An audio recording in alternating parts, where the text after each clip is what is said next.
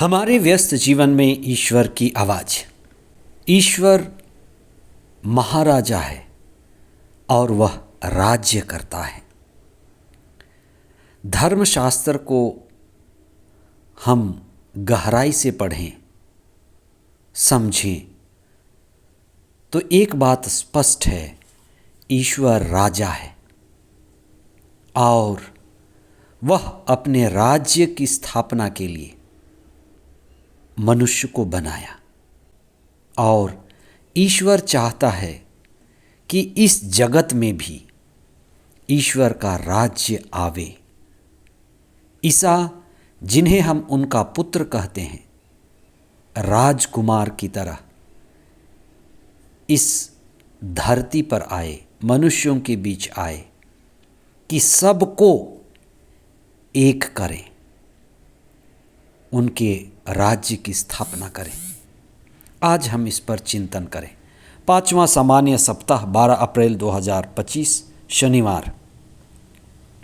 पहला पाठ एजेकियल का ग्रंथ अध्याय 37 पद संख्याएं 21 से 28 तक। संत यूहन्ना का सुसमाचार अध्याय 11 पद संख्याएं 45 से 57 तक। धर्मशास्त्र प्रज्ञा की बात कहती है। ऐसी क्या बात रही कि ईसा को यहूदी समुदाय समझ नहीं पाए। ईसा के जन्म लेने से उनके शरीर धारण से लेकर क्रूस मरण तक, यहाँ तक कि कब्र में दफनाए जाने और उनके जी उठने तक हर तरह का विवाद और असमंजस बना रहा कि आखिर यह कौन है। धर्मशास्त्र में 2 बार ईश्वर की वाणी सुनाई देती है, एक तो बपतिस्मा के समय और एक रूपांतरण के समय। पिता ईश्वर यह कहते हैं कि यह मेरा प्रिय पुत्र है। ईश्वर जो राजा है उसका पुत्र, राजकुमार। लेकिन यहूदी एक धार्मिक नेता, धार्मिक अगुवा की प्रतीक्षा कर रहे थे, जो यहूदियों को गुलामी से आज़ाद करेगा, धर्म को ऊंचाई तक ले जाएगा। और उनकी जो अपेक्षा थी ईसा के आने से पूरी नहीं हुई। ईसा के आने पर वे और अधिक भ्रमित हुए।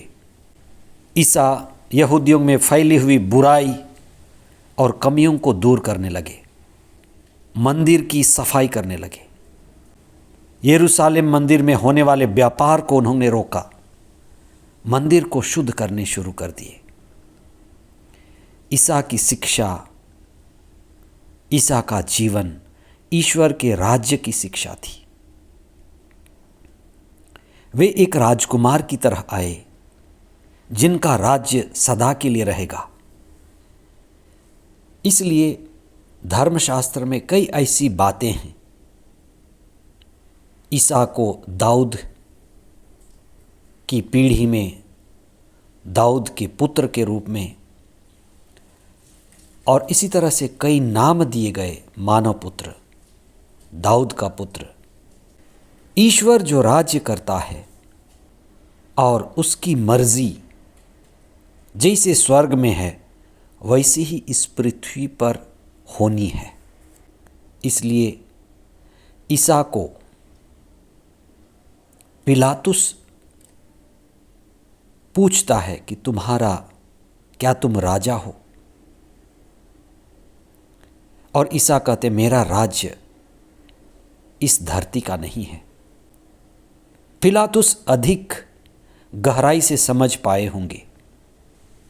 दूसरे अधिकारी कैफस, धर्म सांसद, ईश्वर को नहीं समझ पाए, इसलिए ईसा को भी नहीं समझ पाए और वे उन्हें मुक्तिदाता नहीं स्वीकार कर पाए और उन्होंने षड्यंत्र के द्वारा उन्हें मार डाला। पर धर्मशास्त्र एक बात बार बार कहती है कि वे सारे मानव जाति को एक करेंगे। वे ईश्वर के पुत्र हैं, वे जोड़ने वाले हैं, सारी सृष्टि को जोड़ेंगे। और ईसा ने भी प्रार्थना की सब के सब एक हो जाएं। हम उसी दिन की प्रतीक्षा करें और लगातार सतत प्रार्थना भी करें, हे ईश्वर तेरा राज्य आए। ईश्वर एक ही है, उसी का राज्य है और वो चाहता है कि धरती पर भी ईश्वर का, सत्य का,